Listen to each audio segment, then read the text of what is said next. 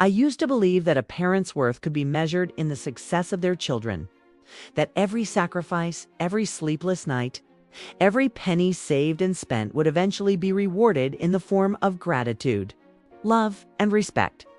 For years, I lived by that belief. When my daughter, Emily, was born, she became my whole world. I held her tiny hand in mine, stared into her wide, curious eyes, and promised that she would never want for anything. I promised her a life better than the one I'd had. And together, my husband Robert and I worked tirelessly to make good on that vow. We weren't flashy people. We didn't need to be. Robert ran what everyone assumed was a small construction company, while I kept our home in order and quietly managed our finances. From the outside, we looked modest, comfortable, but never extravagant. That's exactly how we wanted it. But behind the scenes, Robert and I were building something much bigger. He was shrewd in business, sharp with people, and unafraid to take risks. What others thought was just a small company was in reality the foundation of a growing empire. Real estate investments, silent partnerships, shares in rising industries. We played the long game. And we played it well. Still, we never flaunted it. Not to our neighbors. Not to our friends. And not even to our daughter, Emily, grew up believing her father ran a modest construction business. And that? Her mother was simply a homemaker. She never knew about the silent meetings, the property deeds signed in the middle of the night. The accounts spread across trusts and holdings. She never knew that while she was sleeping in her warm, comfortable bed, her parents were working to secure a future far greater than she could ever imagine. And that was fine. We didn't need her to know. We wanted her to live her life without the weight of expectation. We wanted her to learn humility, to value character over appearances. We wanted her to grow into a woman of strength, not entitlement. But somewhere along the way, something went wrong. At first, it was small things. A look in her eyes when I came to her school wearing a plain cardigan while other mothers wore designer coats. The way she hesitated before introducing Robert as her father at college events. His calloused hands betraying years of hard labor. Then came the comments. "Mom, maybe don't wear that dress to dinner. It looks a little outdated, Dad. Maybe don't talk about the construction business. Is that really impressive?" We laughed it off at first. Told ourselves she was young, that she was just trying to fit in with her peers. We excused it because we loved her. And love has a way of blinding you to the truth. But over time, those comments turned sharper. Phone calls grew shorter. Visits became less frequent. And when she did come home, she seemed distant, embarrassed, as though we were beneath her. The breaking point came one quiet Sunday morning. Robert was reading the newspaper. His glasses perched low on his nose, and I was in the kitchen preparing breakfast when the phone rang.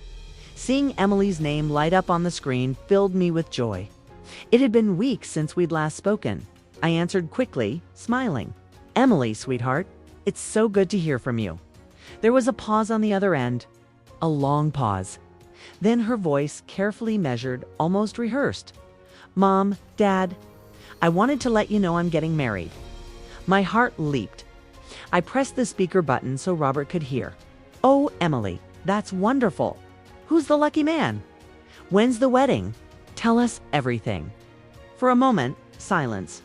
Then words that sliced through me like a blade. "I don't think it's a good idea for you to come." The room went still. Robert's paper slid from his hands. I laughed nervously. Sure, I had misheard. "Emily, what do you mean? Of course we'll be there. We're your parents." Another pause. Then her voice again, firm and cold. "Mom, Dad, you just don't understand. Jason's family is very sophisticated. They come from old money. His parents are lawyers, his uncles are politicians. They move in circles you wouldn't fit into. I can't risk you embarrassing me in front of them. Embarrassing her. That's what we were now." I felt the blood drain from my face. "Emily," I whispered, "are you saying you don't want us at your wedding? I'm saying I love you, but this is my life now. Please understand." And with that, she hung up. The line went dead. But the silence it left behind roared in my ears. I sat there frozen, the phone still in my hand, tears stinging my eyes. Robert didn't move. His face was stone, his jaw clenched tight. But his eyes burned with something I'd never seen before. For days afterward, I couldn't eat. I couldn't sleep. I replayed her words over and over again, searching for where we had gone wrong. Had we loved her too much? Or not enough? Had we made her ashamed somehow, despite everything we had given up for her? Robert, though, didn't crumble. He grew quieter, colder. At first, I thought he was grieving in his own way.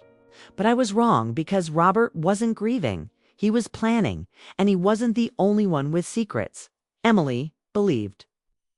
I was just a mother who kept house and cooked meals.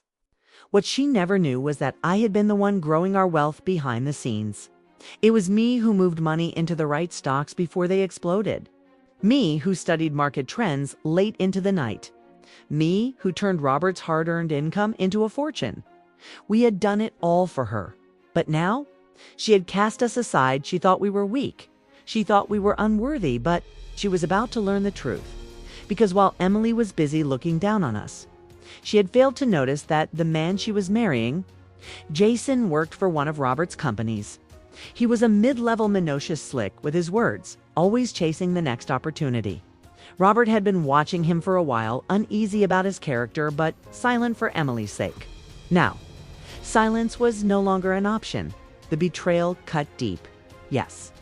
But it also lit a fire inside me. For the first time in my life, I realized that protecting Emily didn't mean shielding her from the truth. It meant letting her see the strength she had dismissed. It meant showing her that the parents she thought were her shame were, in fact, her greatest lesson that night. Lying awake in the dark, I made myself a promise. I would not beg for her love. I would not chase after her approval.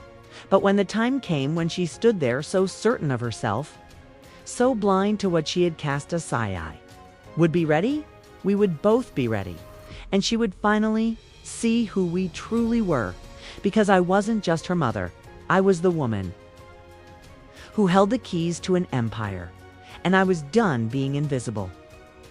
When Emily announced her engagement to Jason, I remember how my heart clenched, not with joy, but with a heaviness I couldn't name. As her mother, I smiled, I congratulated, and I hugged her. I told her I wanted her to be happy, and in that moment, I meant it. But deep down, there was a seed of doubt. One I dared not speak aloud. Something in Jason's eyes, in the way he held her hand almost too tightly, left me unsettled. Robert, my husband, shared a look with me that evening across the dining room table. It was one of those wordless exchanges we'd perfected after decades together. He didn't trust Jason either. But we both knew Emily was headstrong, and more than that, she believed herself to be independent. She was 30, accomplished in her own career, and determined to prove she didn't need her parents' approval to make life choices. Still, when she told us we weren't invited to the wedding, the pain was sharp and cold. "Mom, Dad," she had said, her voice a blend of nerves and resolve, "I think it's best if you don't come. Jason and I, we want the wedding to be small, intimate. Honestly, I don't want to risk any embarrassment. Your world, it's just different from ours." I remember my throat tightening. Embarrassment. That's what we were to her. After everything, after every sacrifice, we were a potential stain on her perfect day. Robert reached for my hand under the table, squeezing gently, but his face remained composed. That was his gift, stillness in the storm. I smiled at her, though my heart was breaking. "If that's what you want, sweetheart, then we'll respect your decision." Emily exhaled, relieved, and hurried to change the subject. But in that moment, Robert and I made a silent vow. We would not let this betrayal crush us. We would not chase her begging for inclusion. No, this was bigger than hurt feelings. It was a test, one we would answer in our own way. What Emily didn't know was that the life Robert and I built was far larger, stronger, and wealthier than she ever imagined. We had deliberately lived quietly, choosing not to flaunt our success, not even to our own daughter. She knew we were comfortable, of course, but she didn't know the full story. The businesses we owned, the investments we had nurtured.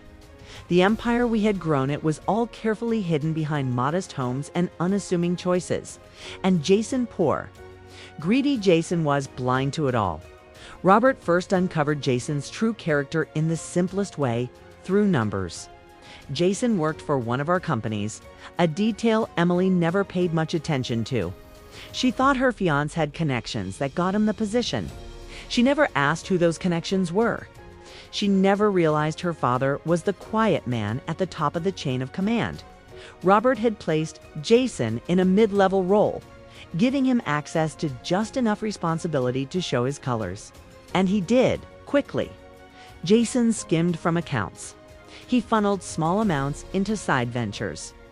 He manipulated coworkers. It was greed dressed in ambition. And Robert watched it unfold with the precision of a chess master studying his opponent. I would lie awake at night, staring at the ceiling, wondering how Emily could not see it. But love, as I've learned, is blind in its early stages. And Jason was skilled at the art of deception. He whispered promises, painted visions of a grand future, and Emily, desperate to build something of her own apart from us, clung to those dreams. One night, Robert came into our room holding a folder.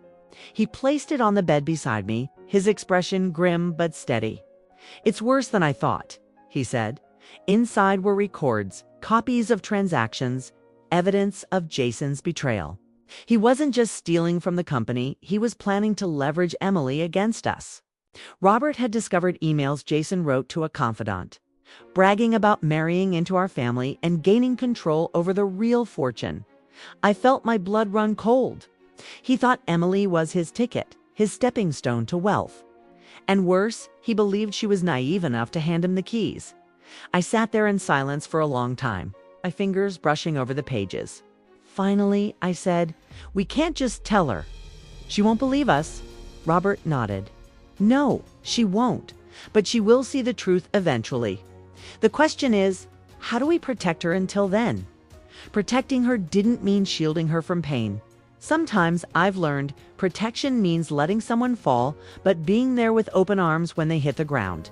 It's a lesson motherhood taught me early and painfully. Emily would have to see Jason for who he truly was, but she didn't need to be destroyed by it. So we waited. We watched and we planned. I found myself thinking often of the word betrayal. It cuts differently when it comes from your own child. Emily didn't mean to hurt us, not in the way Jason did. Her betrayal was ignorance, selfishness, pride. Jason's was calculated, deliberate. And yet both wounds bled together in my heart. There were moments when I wanted to scream, to confront them both, to demand Emily open her eyes. But I held my tongue. I played my role as the quiet mother who had been dismissed, the woman too different to be included. Because sometimes silence is the strongest weapon of all. Weeks passed, then months. Emily distanced herself, busy planning her wedding with Jason. Invitations went out to friends, colleagues, acquaintances. Our names were absent, though we were her parents. I wondered how she explained that away to others. Perhaps she told them we disapproved. Perhaps she pretended we were gone. Robert remained focused. Each day he went to work as though nothing was amiss, overseeing the company Jason thought he would someday control. Each night he updated me quietly on Jason's missteps. We tracked them carefully, documenting every lie, every theft, every manipulation. And then one evening, Robert's voice held a new edge when he spoke. "He's not alone in this," he said. "What do you mean?"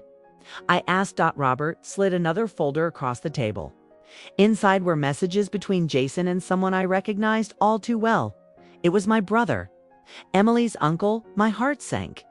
I hadn't spoken much about him in years, not since the day he confessed his feelings for me. It had been shortly after Robert and I married. He told me I should have chosen him instead, that he could give me more. When I refused, when I told him my heart belonged to Robert, something dark flickered in his eyes. We kept our distance after that. Though family gatherings required polite smiles and shallow conversations, now, decades later, there it was in black and white. A partnership between my brother and my daughter's fiancé Jason wrote of how marrying Emily would give him leverage. My brother wrote back promising to help Jason access the family assets. He knew of our wealth. He knew the empire Robert and I had quietly built, and he saw Jason as his ticket in. I sat there trembling, rage boiling beneath my skin. Betrayal from a daughter, betrayal from a fiancé, betrayal from a brother. It was almost too much to bear. Robert placed his hand over mine. "We'll use this," he said calmly. "They think they're clever, but they don't know the full board. We hold the power, Elizabeth. All of it. And when the time comes, we'll move." I nodded, though tears blurred my vision. And Emily, she learned. She has to. That night, I lay awake thinking of my daughter. She was so certain we were small, insignificant, a potential embarrassment. But she had no idea how strong we were. She had no idea the depth of the love, the wisdom, the wealth we had built. And I vowed, as I stared into the darkness, that when the moment came, we would not only protect her, we would open her eyes. We would show her that betrayal could be turned into strength. The pieces were on the board. The game had begun. The wedding day came and went without us. I imagined the music, the flowers, the vows whispered under an archway draped with roses. Emily must have looked radiant, and Jason, no doubt, played his role perfectly, smiling as though he were the devoted husband he pretended to be. Robert and I didn't sit in pews that day. We didn't toast champagne or smile for pictures. Instead, we sat quietly at home, sharing a bottle of wine, acknowledging the ache but refusing to let it consume us. "It's her choice," Robert reminded me. "But her choice doesn't change the truth." And he was right. The truth always finds its way to the surface, no matter how carefully people bury it beneath lies. The months after the wedding revealed more of Jason's hunger. He demanded access to company accounts under the guise of wanting to prove himself. He urged Emily to cut ties with us even further. "They'll only hold us back," he whispered in her ear. She believed him more, at least. She wanted to. She didn't see that his ambition was a leash around her neck. But what Jason didn't realize was that the walls were already closing in. Robert had been quietly setting traps, documenting every misstep, every stolen dollar, every whispered plan between Jason and my brother. I will never forget the night it all came crashing down. It began with a knock on our front door. A deliberate, firm knock that carried the weight of inevitability.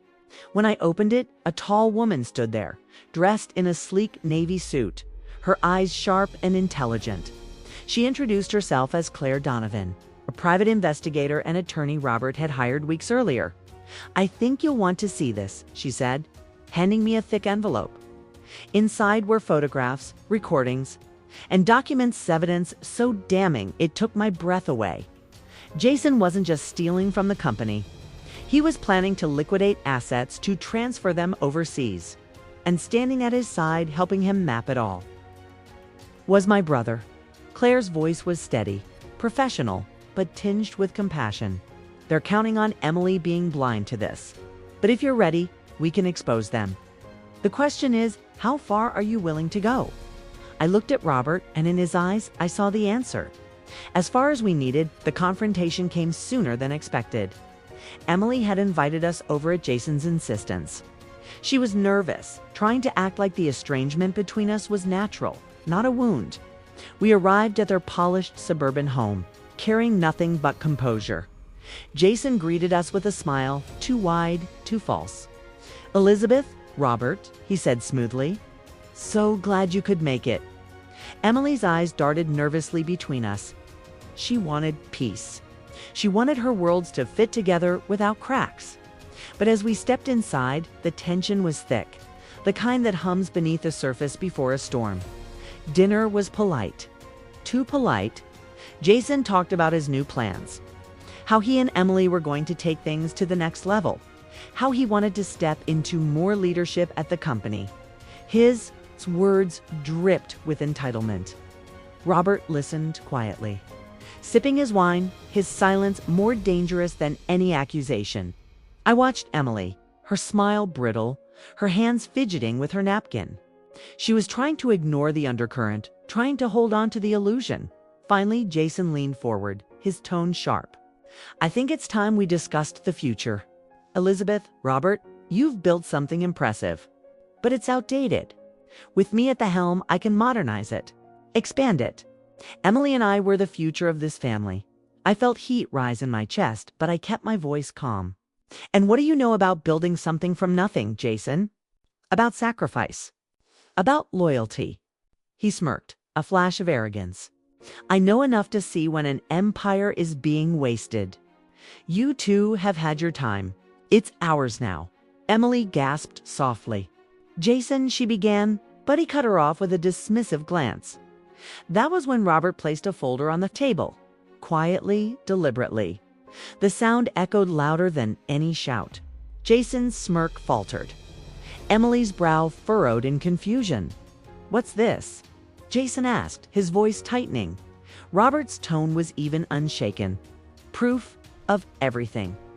Emily reached for the folder, her fingers trembling.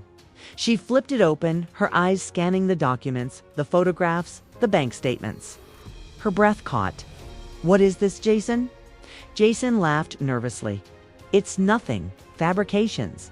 They're trying to poison you against me. But then Robert spoke again, his voice like steel. It's not just Jason. He hasn't been working alone. Emily looked up, confusion clouding her eyes. What do you mean? And that was when my brother walked into the room. He hadn't been invited. He hadn't been expected. But his timing was too precise to be coincidence. He stepped from the shadows like a man who believed he belonged there. Elizabeth, he said smoothly, his smile cold. Robert, I see the game is up. Emily's jaw dropped. Uncle Mark. What? What are you doing here? Jason shifted uncomfortably, but my brother Mark looked at me with the same eyes that had once burned with resentment decades ago. You should have chosen me, he said softly, almost wistfully, all those years ago. But instead, you threw your life away with him. He gestured at Robert with disdain. And now look at you hoarding wealth, keeping secrets from your own daughter. Did you think it would last forever? Did you think I wouldn't find a way in? Emily's eyes filled with tears, darting between me, Jason, and her uncle. What is going on? Mom, what is he talking about? I swallowed hard, my voice breaking but steady enough to carry the truth. Emily, years ago, before you were born, your uncle asked me to leave your father. He thought he could give me more. When I refused, he never forgave me. He's carried that bitterness his whole life. And now, he's trying to take everything from us using Jason to do it. The room went silent except for Emily's ragged breathing. Her world was collapsing, the foundation she thought she stood on crumbling beneath her feet. Jason tried to grab her hand. Don't listen to them. They're twisting everything. They've always wanted to control you. But Emily pulled away, her eyes blazing with something between fury and heartbreak. Jason, tell me it's not true. Tell me you didn't do this. Jason opened his mouth, but the words wouldn't come. His silence was the loudest confession of all. Tears streamed down Emily's cheeks. You used me. You used my love to get to them. Mark stepped forward, his tone urgent now. Emily, don't be foolish. This is bigger than you. With us, you could have real power. With us, you could own everything. But Emily shook her head violently, backing away as though the very air was poisoned.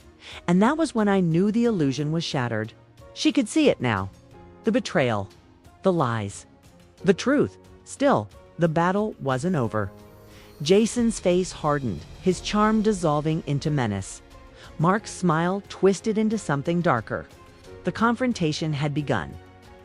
But the war for Emily's loyalty and for our family's future was far from decided.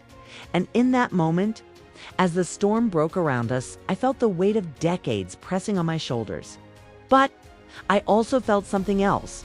Strength, resolve. A fire that had been lit long ago and never extinguished. This is the moment we had been waiting for. The air in that room turned heavy, so heavy, it felt like it pressed down on my chest, making it hard to breathe. Emily stood frozen, her eyes darting between Jason, her uncle, and us. Like a child lost in the middle of a storm she never saw coming. For a moment, no one spoke. Then Jason broke the silence. You've poisoned her against me, he snapped, his polished mask slipping at last. You've always wanted control. You couldn't stand that she chose me, that she finally saw through your facade of perfection. I leaned forward, my voice steady, calm, unflinching. Jason, the only facade here is yours. You used our daughter. You used her love as leverage. But love built on lies will never last. Emily's voice cracked. Jason, is it true? Did you work with Uncle Mark to betray my parents? Jason opened his mouth, but the silence stretched. His eyes flicked to Mark for help. And that silence was all the answer Emily needed. She staggered back a step, her face pale as marble. I don't even know who you are anymore. Mark laughed bitterly, stepping forward. Enough of this drama. Elizabeth Robert Tuve had your chance. Hand over the company. Hand over the assets. Or this entire family burns tonight. Robert rose to his feet, finally letting his voice ring out with the authority that had built empires. You underestimate us, Mark. You always have. You think you've cornered us, but all you've done is expose yourself. We're not handing over anything, Jason sneered. Without Emily on our side, you'll have no one left. No heir to carry on your empire. And then Robert smiled a quiet, dangerous smile that sent a shiver down my spine. You think Emily is an heir to money? But she is and always will be an heir to truth. And the truth, Jason, is your undoing. He pulled a small device from his pocket and pressed a button. Suddenly, voices filled the room. Jason's voice, Mark's voice, recordings, conversations Claire, our investigator, had captured. Plots laid bare in their own words. Jason's face went white. Mark's fists clenched. Emily's eyes widened as the reality hit her with the force of a hurricane. You recorded them, she whispered. Robert nodded. Every scheme, every threat, every word. Emily, you needed to see for yourself. Mark roared, his face twisted in rage. You think this will stop me? I've waited my whole life for this moment. I stood then, looking him straight in the eye. And in all those years, you've learned nothing. You thought money was power? But the real power was in what you threw away, family. Loyalty, love. Emily burst into tears, covering her mouth as the betrayal of her husband and her uncle became undeniable. Jason tried one last time, his voice desperate now. Emily, listen to me. I did it for us, for our future. Don't let them twist you against me. But Emily shook her head violently, her voice trembling but fierce. No, Jason, you didn't do it for us. You did it for yourself. I was just convenient. And with those words, whatever mask of humanity Jason had left slipped away. His charm dissolved, replaced by cold fury. You'll regret this, Emily. All of you will regret this. But Robert's voice cut through like a blade. No, Jason, the only one who will regret anything is you. He turned to Claire, who had been standing silently in the corner, recording every moment of this showdown. She stepped forward, her presence commanding. I've already sent the files to the authorities. By morning, both of you. She pointed at Jason and Mark will be facing charges for fraud, embezzlement, and conspiracy.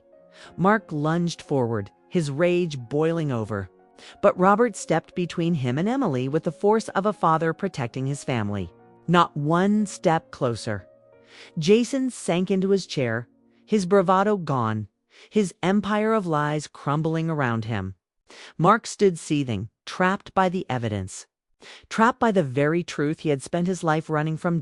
And Emily finally saw clearly. She turned to me, tears streaming down her face, her voice breaking. Mom, I'm so sorry. I was blind. I pushed you away. I thought you were the ones who'd embarrass me. But it was me. I betrayed you. I pulled her into my arms, holding her as though she were still the little girl who used to cling to my skirt. No, sweetheart. You were deceived. That's not the same as betrayal. You can come back from this. Robert placed a hand on her shoulder, his eyes soft despite everything. Emily, strength isn't about never falling. It's about rising when you do. And tonight you've risen. She sobbed into my chest, her body trembling. Can you ever forgive me? I kissed the top of her head. There's nothing to forgive. You're our daughter. That will never change as the authorities arrived to take Jason and Mark away. Emily clung to us, no longer ashamed, no longer blind. She finally understood the truth of who we weren't just wealthy, not just powerful, but parents who had sacrificed everything for her. The next weeks were hard. Headlines splashed across papers. Whispers rippled through society. Jason and Mark's downfall was public and brutal. But through it all, Emily stayed close. She moved back into our home for a while, rediscovering the strength of the family she had once rejected. One evening, as we sat by the fire, she looked at me with eyes that no longer held shame. Only love. Mom, Dad, thank you for protecting me even when I didn't deserve it, for loving me even when I turned my back on you. Robert smiled, his hand tightening around mine. That's what family is, Emily. Not perfection, not appearances, just love. And love, real love, survives anything. I looked at my daughter then, and I realized something. The wealth, the empire, the power, none of it mattered compared to this. Compared to her coming home. Compared to her finally seeing the truth. And in that moment, I knew we hadn't just won back our daughter. We'd given her something no betrayal could ever steal: clarity. The storm had passed, and we were still standing together.